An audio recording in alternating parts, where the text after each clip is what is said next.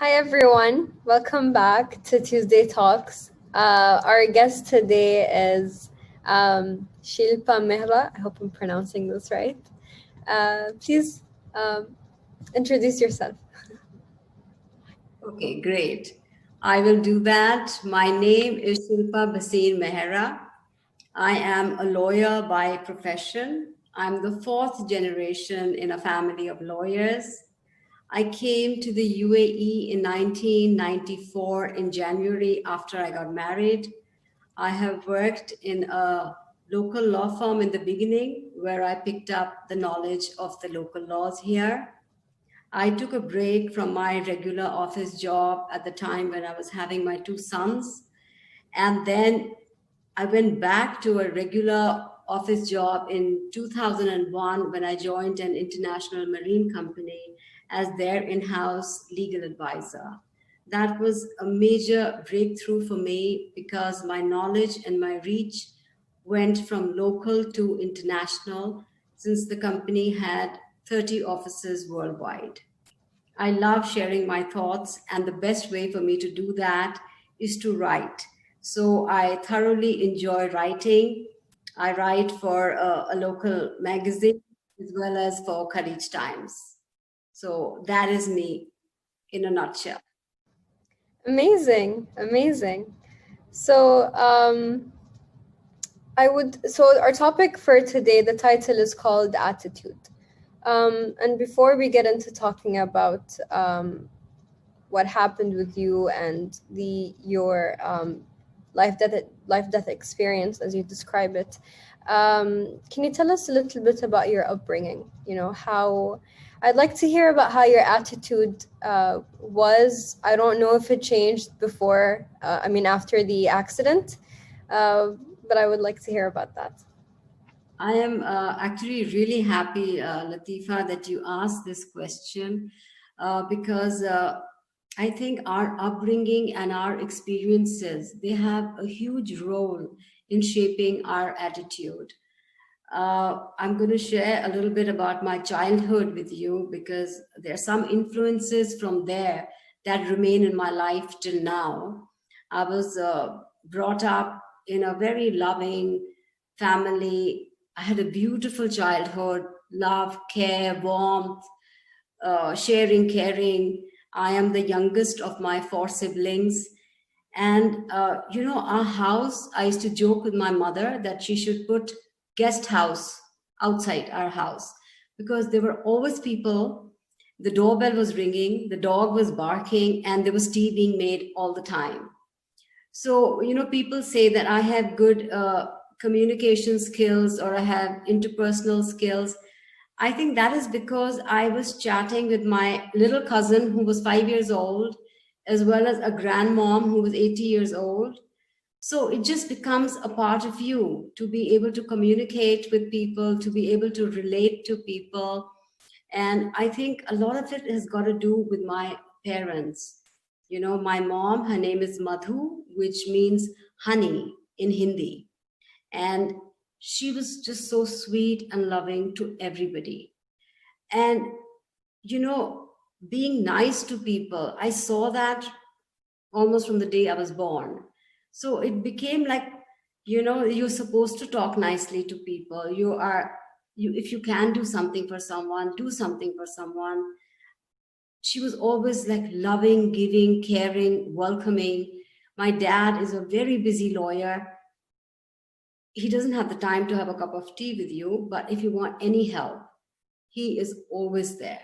So this thing of doing something for people, that is something which I saw from childhood. And that has, in a way, shaped my attitude even now. So it kind of remains with you. The childhood years are just so important. So you would describe yourself as something from both of your parents. So, honey, very sweet. And A little bit, Latifa. I cannot take so much credit. I will be lying. I'll be flattering myself. But yeah, little bit, I would say I have taken a small iota from them. Yes. I think we would all like to have a little bit of the good traits of our parents. So take us through your life right before the incident, and then tell us what happened there. Okay, it's very interesting. I feel my life is like divided into northern hemisphere and the southern hemisphere, and the year 2003 is like an equator, because everything is your life before and then your life after. So my life before, like I briefly touched upon my childhood, very nice. I was a good student. Luckily, I was good in my studies. uh, Family time, holidays, everything was really, really nice. I got married. I came to the UAE. I had two boys. I had a soulmate for a husband. I would say a profession I'm very glad to be in. I love my work. So everything was actually pretty close to, picture perfect, I would say. And then arrives, like in the horror movies, you go ding dong and something happens. Arrives the year 2003, and it was on 27th of February. I had a very, very bad headache. I had gone to the Dubai Tennis Stadium actually to see world class players playing a match. My friend took me there, and this terrible headache started. I thought it was because of the noise and smoke, but the headache, in spite of all the Panadols, just was not going. So in 24 hours, I had collapsed and I had slipped into a coma. So it happened so fast that I don't think anybody really knew what was going on. I don't even remember being taken from my house in an ambulance. It was just a blackout. And when I went from NMC hospital to Rashid hospital, because they had done a lumbar puncture in NMC and it was diagnosed as meningitis. So the doctor said that Rashid hospital would be the best place for it. So I was there. I was on the ventilator. I was in coma for about 40 days, I heard. I was declared dead twice in the middle because I stopped breathing. And they used that electric shock, that defibrillator, to revive me. So yeah, it was a real, real drama. And when I opened my eyes, my father and sisters, they don't live here in Dubai. They live in Delhi, in India. They were standing there. My husband was standing there. And it was like, okay, what's happening here? I mean, I knew something had happened, but because I had a complete, you know, blackout, I didn't know what had happened. So it was then coping up with, what had happened. I was there for 14 days in Rashid after coming out of coma, because they have to wait for my vitals to, stabilize. And then I was flown into Delhi, into Apollo hospitals. I was there for 6 months. And after that, in my house for 2.5 years on the bed. Oh, I don't even know what to say. It sounds very, very rough. So, so how did you cope? How did you go through all this? What happened? It was diagnosed as, viral meningitis. Mm-hmm. And Latifa, it was waist down affected my body. So fortunately, my brain was fine, my hands were fine, but it was waist down, everything was zero. So I was sitting like a statue, like a mannequin on the bed for about 2.5 years. And the only treatment really was, physiotherapy. Because I wrote a book also, it's called All Battles Aren't Legal. And I called this episode or incident, whatever you want to call it, it was like my own personal tsunami. It came and it devastated everything. And then there was quiet. You know how everything becomes quiet again. So the Mm-hmm. body had come out of coma, but it was still like waist down paralyzed. So there was no medicine really. They say nerves recover on their own. The only treatment was physiotherapy. So I did that for 2.5 years. At the start, it was passive physio, when only he was moving my legs and muscles because I could not feel anything. There was zero strength. Mm-hmm. And I think in times like that, you realize, what family is all about. Because if it wasn't for them, I really wouldn't be over here and smiling and having this conversation with you. So yes, it's thanks to God, thanks to my family, my doctor, my physio, that I am where I am today. So, how did you get back up? I'm sure it was very difficult trying to go back to your normal everyday life. So how did that start, and how was your mentality? How were you feeling when you were dealing with all this? Well, it was quite a tough time. I think, I mean, people always feel very bad about my coma, but actually, coma, because I had zero feelings, I had zero awareness. So I found the coming out of it and the long rehabilitation and coming to terms with life and learning everything like a baby learns, uh, move one toe, move my knee one day, turn a little bit the other day. Standing was like such a big thing with so much support all around me. Taking one step, standing for 10 seconds. I mean, everything was actually like a baby.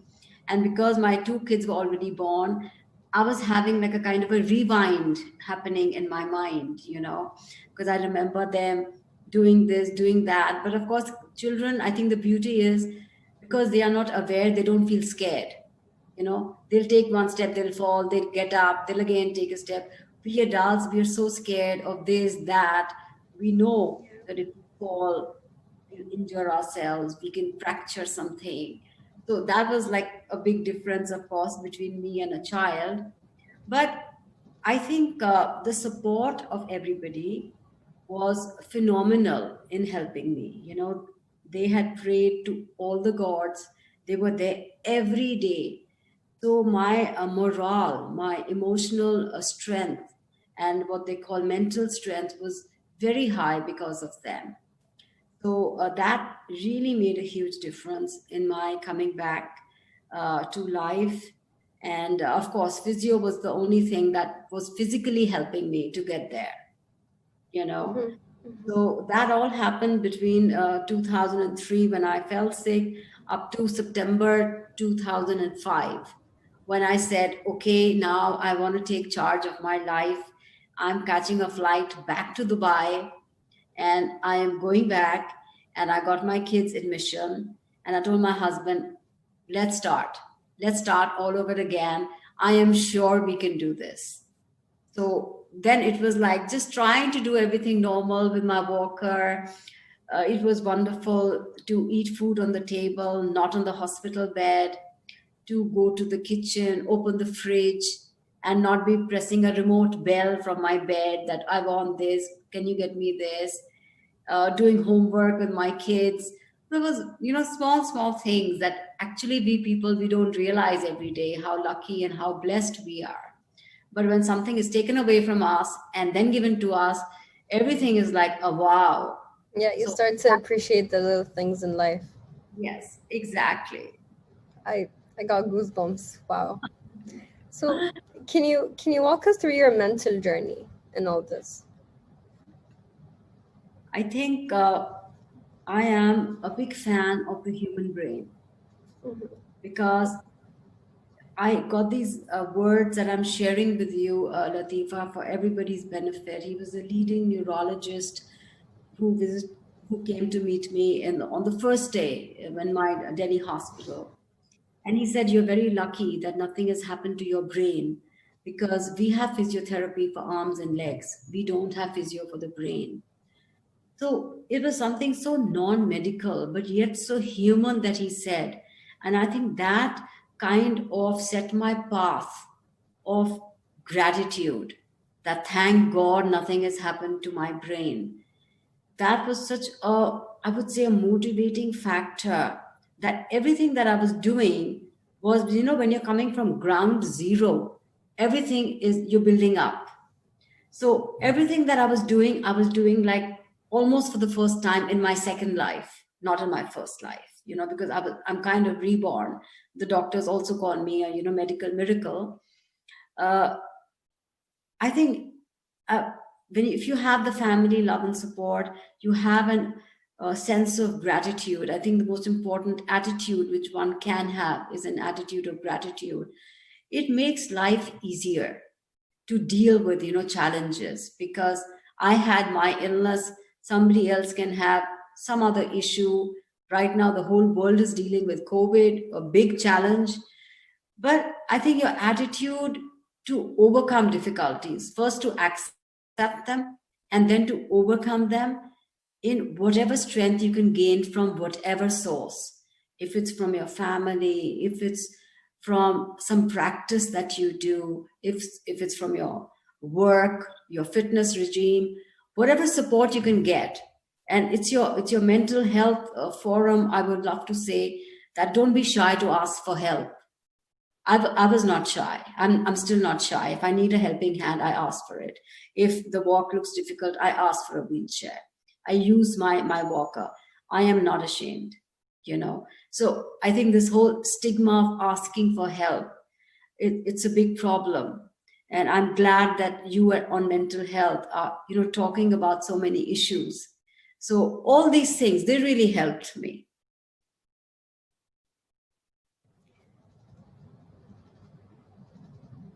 I'm very, very happy to hear that your family was surrounding you and motivating you to keep going. So, was it easy going back into, for example, the workplace, starting work again? Um, or was it just like nothing happened? Like, was it kind of like second nature, like picked up from where you from where you left off? Was that how it felt, or was it again feeling like you have to start from scratch? How was that work for you? That's a very, very interesting question, Latifa. See, 2005 September, I came back.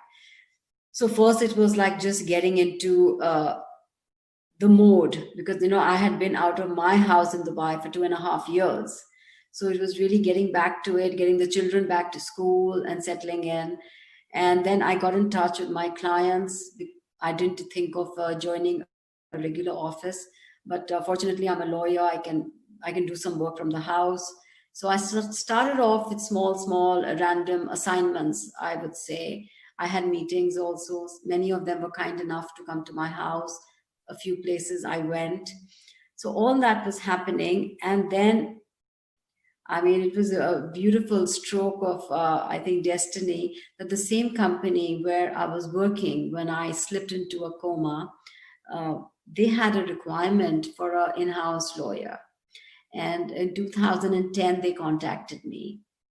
So I was very lucky that the workplace was the same.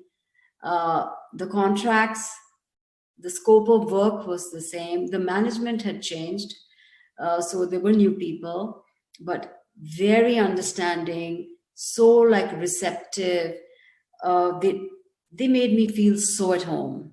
So getting back to work, I was very apprehensive. I remember I had started crying one night before my first day. I was telling my husband I can't. I had not sat in an office chair for so long, because that happened in 2003, and we're talking about 7 years. I've not even sat on a desk and chair. I was like, I can't do this. I can't do this. And he was like, try. If you can't, you could just tell them, and I'm sure they will understand. But they were very, very nice. So I worked with them up to 2013, when they had a corporate restructuring and they shifted to Holland. So I worked with them until then. It's amazing. I want to ask you, what advice do you have for the people who had the same experience as you?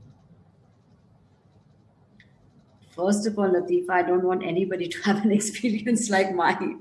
It was, I would not wish it for anyone, but I think for anyone who's having difficulties, because, all of us, we have our own individual journey, I would say that, don't give up hope. Life is beautiful, it's a gift, it's very precious. So value it. And I always tell everybody that, appreciate life, and life gives you more occasions to appreciate, celebrate it. So those are the things. And I think when you value life, when you treat it as something precious that has been given to you do everything to make the most of it, to make the best use of it. If there's something that I cannot do, I don't think about it. I think about what is it that I can do.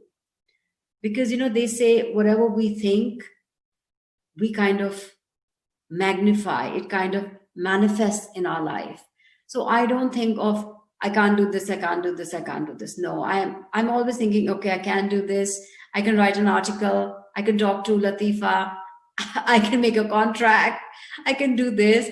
So I think it just keeps you going, kind of a thing. So it's like, don't give up hope. There is always something that you can do. And we all are unique in our own ways. So don't compare your life with anybody's. We have our own life path, and just make the best of everything.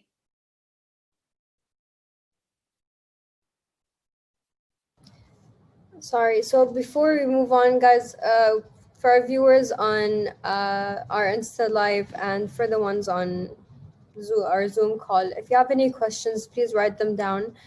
Towards the end of our talk, we will be getting back to you. So I would like to ask about, so you said that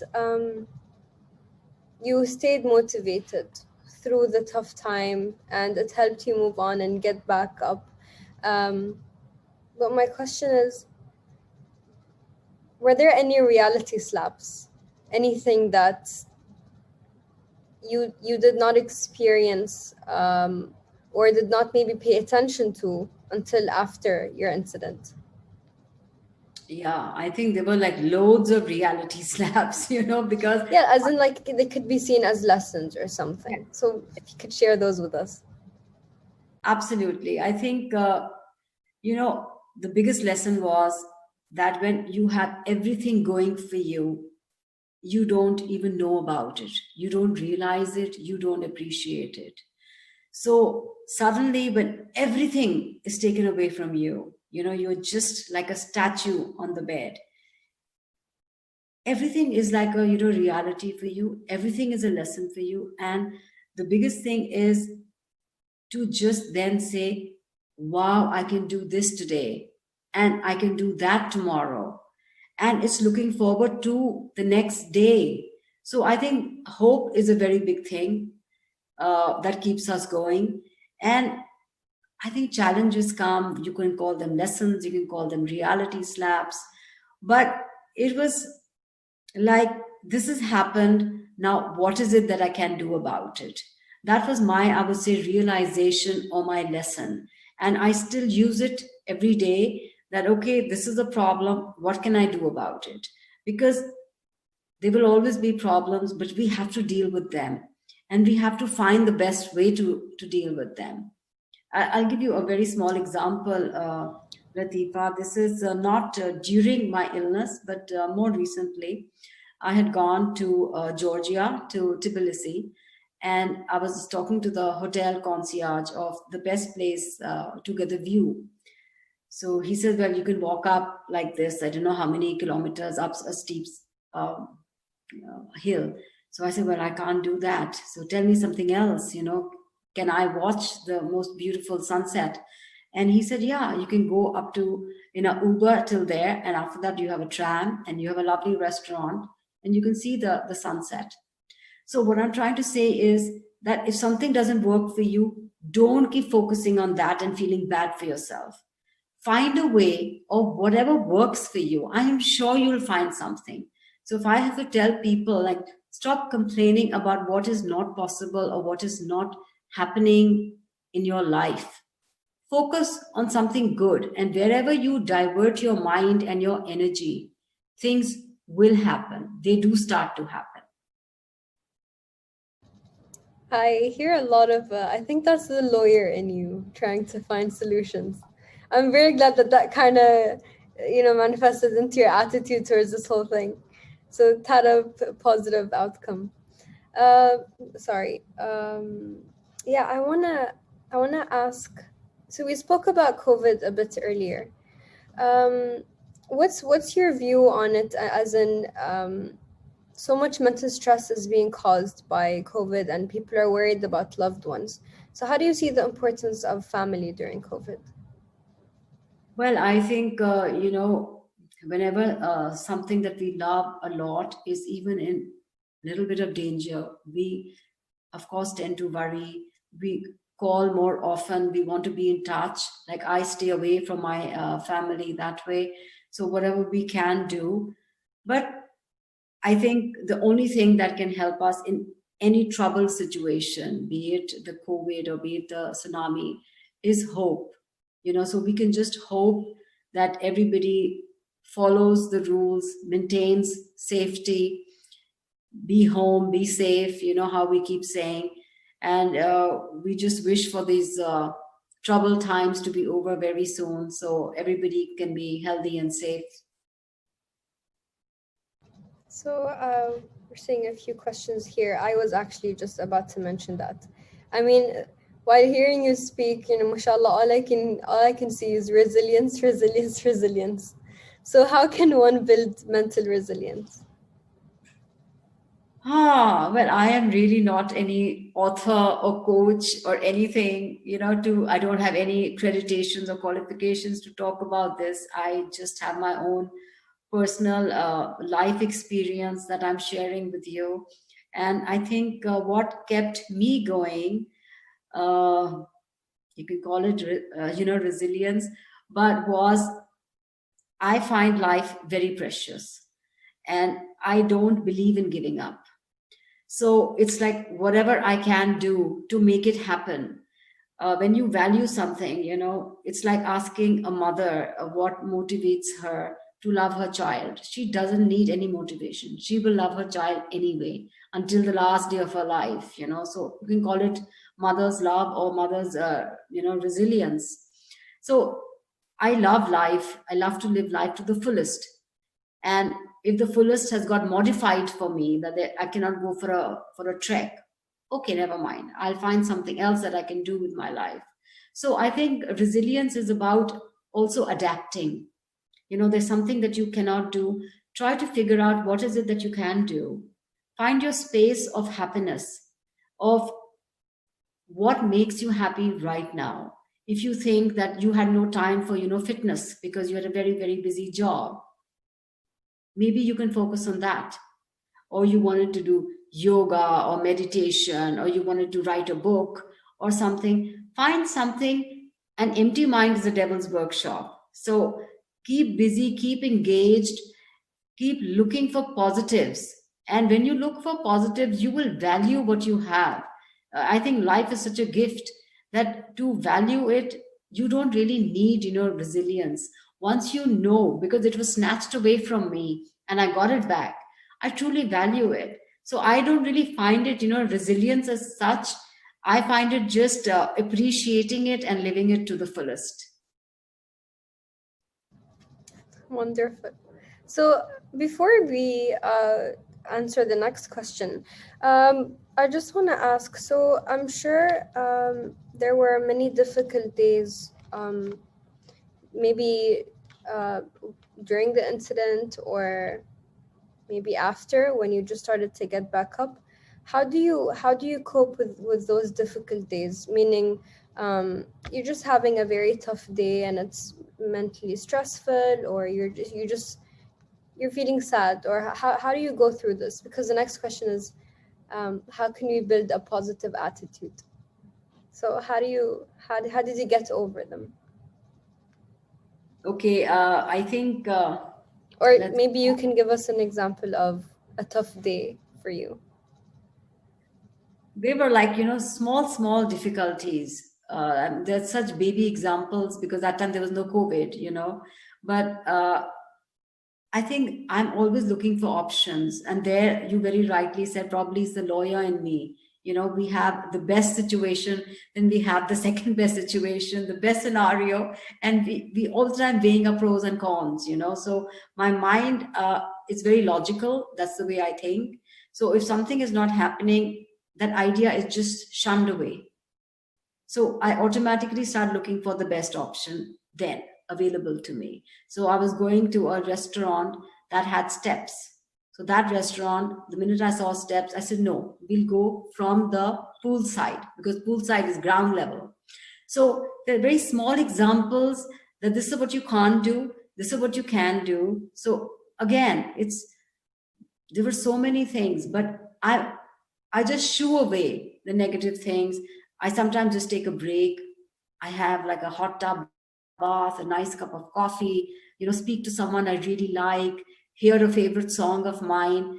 Just, it's okay to be sad. You can't always be positive, If you're having a moment when you're not happy, that's okay.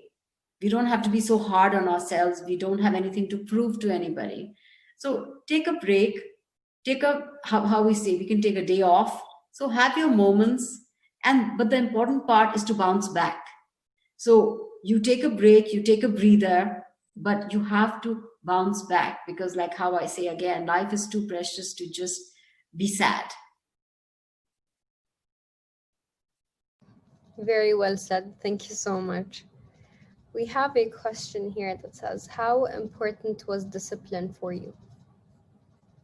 Oh my God. I don't know the D of discipline. I am not a disciplined person at all. But okay, when I was in the hospital has its timetable, and we tried to copy that timetable into my life when I was laid up in bed. That discipline really helped, because when you have a time for everything, you make sure everything gets done.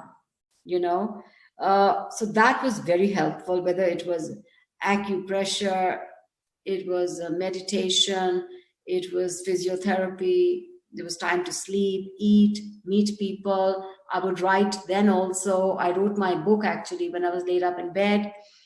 So I think discipline is very important. You want to get things done, it is very important. And even right now, if I have an assignment to do, it doesn't matter.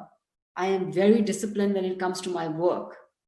I mean, if I've taken an assignment, it has to be done. So that there I'm very disciplined. Otherwise, in my eating, drinking, sleeping, I'm not. I don't follow a timetable right now because I'm not working in an office job. So I do have that much of luxury to be flexible. So, I was literally about to ask you this, and Rama in the comments just did. Tell us about your book and where we can get it. I would love to hear about your book. Okay, so my book, Latifa, like I'm not an author. I don't write. I don't know ABC of it. So one day in the hospital in Delhi, my father walked in with a laptop saying, "You must be very bored. So why don't you, do something on it?" Because I was always known to be a laptop addict. I mean, if I'm awake, my laptop is on, kind of a thing. And I was looking at him like, who's going to do anything on a laptop? I don't have the strength, I don't have the energy. But then my doctor also came, and my family started, pushing me that, why don't you write? You can write. I mean, you write contracts normally, but you can write. Why don't you write about your experience? It can be very, motivating. And I think a major push, besides from my family, it came from my doctor, because he said that we, in our white coats, when we tell our patients anything, they always tell us, "Doc, you don't know what I'm going through and you don't understand." But if you, as a patient, were to write your story, that would really be something that they can relate to. So that is what got me started. And Latifa, every day was a different mood. I would write on any topic. because I thought I was writing my, personal diary. So there was no agenda. I had nothing to prove to anyone. I didn't even know whether it'll get published. I thought maybe my family will, print 20 copies and just read it, and that's it. But anyway, then it got published. It was all my dad's doing. I had no role to play in it at all, and it was launched in December 2005 in Delhi, and then in May 2006 in Dubai. So yes, a long time ago. It's going to now next month coming up for its third edition, and it will be available on Amazon.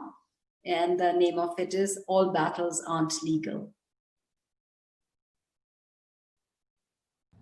I'm gonna make sure to get myself a copy and I will let you know. uh, you guys, if you want to read more about her story, obviously, please buy her book. I honestly, I'm just right now, I'm very, very amazed. And, we have nice comments here. Someone is saying, "You're such a warrior." And I agree. I mean, I'm just sitting here listening and I'm like, amazing, amazing. The resilience, getting back up, it must have been extremely hard. But thank you. That's very inspiring. Oh, thank So, you. yeah, you're such a strong person. We have another comment here. So, someone's asking, um, you mentioned you have children. How are they during this entire process? Oh, I think children basically are amazing. Childhood is amazing, and ignorance is beautiful. I would say innocence, actually. When I fell sick, they were 3 and 6. And, at 3 and 6, you don't know what meningitis is. Mm-hmm. You can't even pronounce it. So they just thought that mom has got a very bad headache and she's not well. So my entire thing in their mind was mom is not well. So I was very lucky that I didn't have to like tell them anything. They were not worried at all. They saw me sitting on the bed. I could talk. I could still help them with their drawings and their little projects. Stick this and put this here and all that. So they were happy. Their life was pretty much going on in their play school, and a visit to the swimming pool and a McDonald burger. So their life was pretty okay. So I was happy that it happened when they were not aware of it at all. And when they grew older, right now they are 20 and 24. So when they grew older, they knew, okay, she has a problem, but she manages. Because by that time I had again started working, I started going to office, and uh, the whole thing had started, like I would say, pretty normal. So yeah, so they didn't really have to deal with anything. They were protected from the harshness of the reality because they were very little when it happened.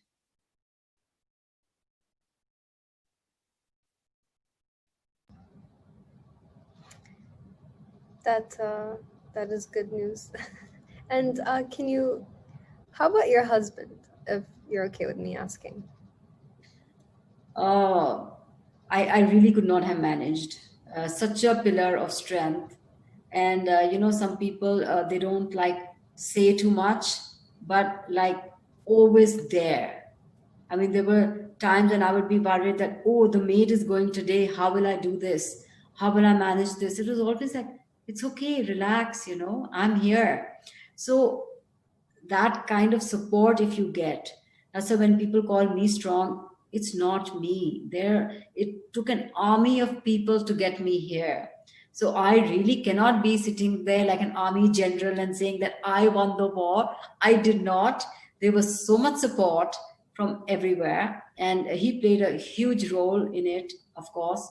Like, always there and always proud of whatever I did. If right now I'm talking to you, Latifa, on mental health, he's also very proud about this. So I think that kind of encouragement when you get, it's very, very uplifting.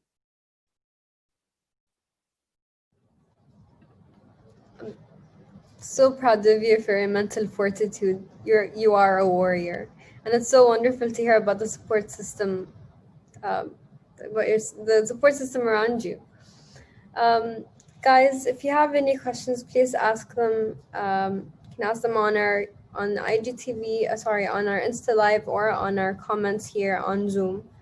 Um, we we have nice comments. People are very kind, and so are you, Latifa. Thank you.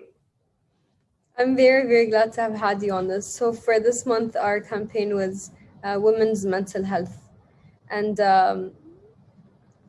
you know, one of your contacts, I think, reached out and was like, check this person out.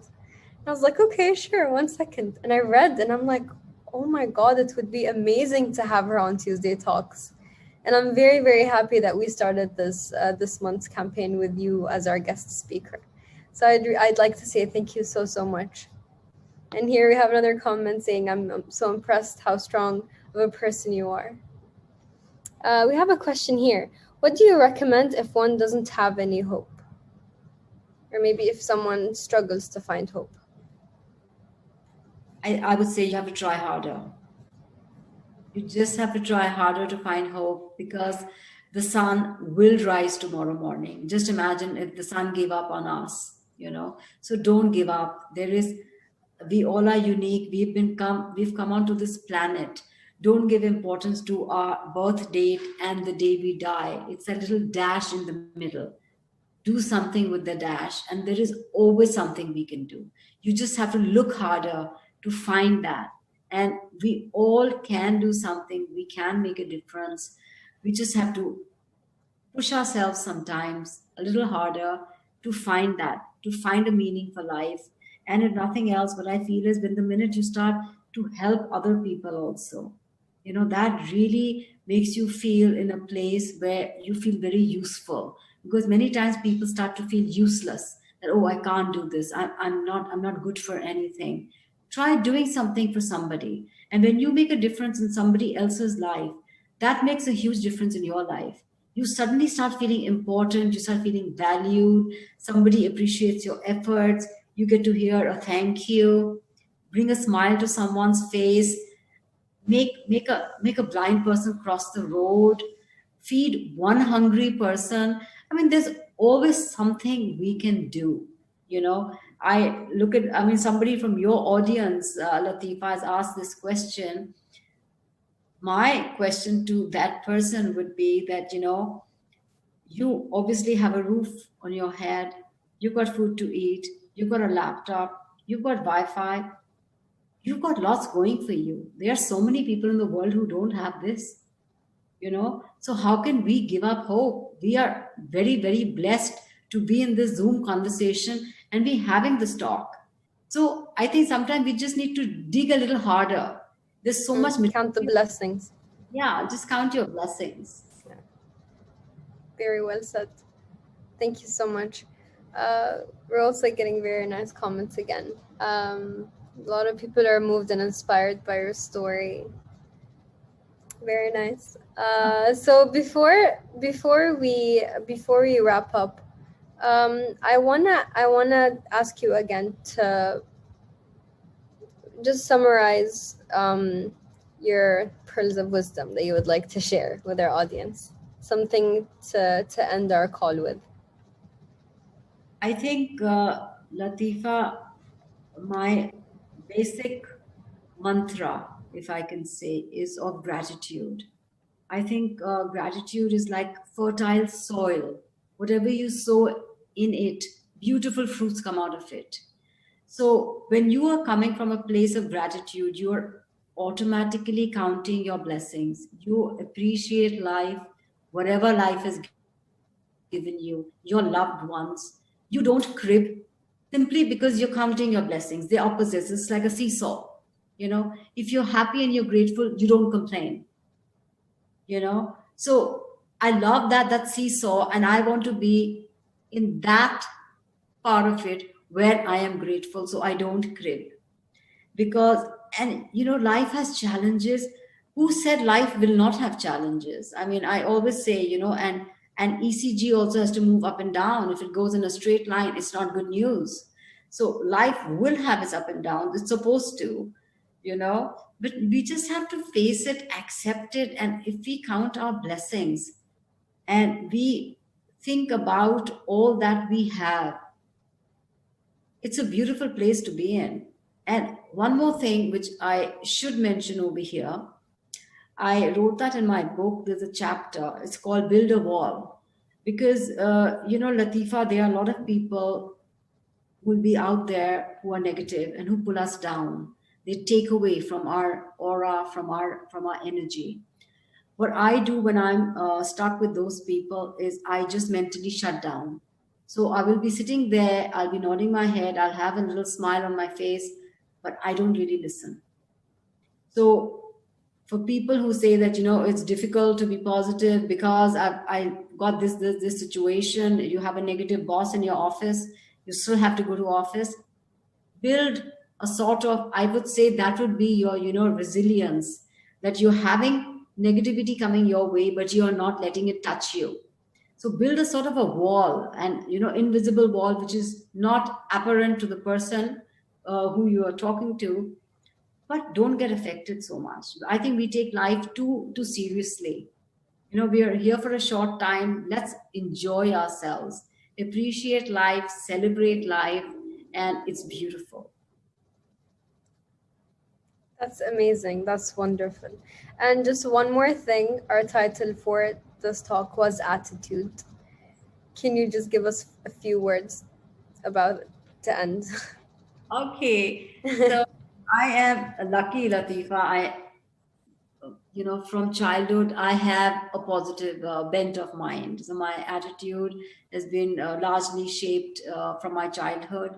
And then I think I forgot to mention to you, I was good in my studies. I'm a gold medalist from the law faculty.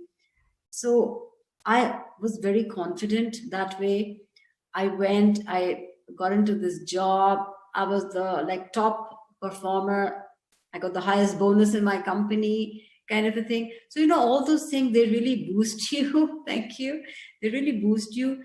And I did a dictionary search for attitude before your talk. And it's your set of beliefs, thinking, and principles that are largely influenced by your upbringing as well as your experiences. So, if I have to end this conversation on any one sentence, would be I'm too blessed to be stressed. So since I live in that thing of counting my blessings, my attitude is I just feel blessed, and I think I just count my blessings, and I'm very happy where I am. But what happens when if you didn't have that sort of upbringing, like yours, for example? Yes. What should you do? That would be a difficult picture for me to visualize, but then I always think, because I have studied the science of happiness, and I have, because I've been in hospital, I've interacted with a neurologist a lot. They say brain is the only organ in the human body which can rewire itself. So you see it in movies, you see it in real life, how a son of a thief becomes a police officer. Sometimes I think it is reverse psychology that works with us. We are not coming from a happy place. We think that what is it that we can do to be happy, to be successful in our life.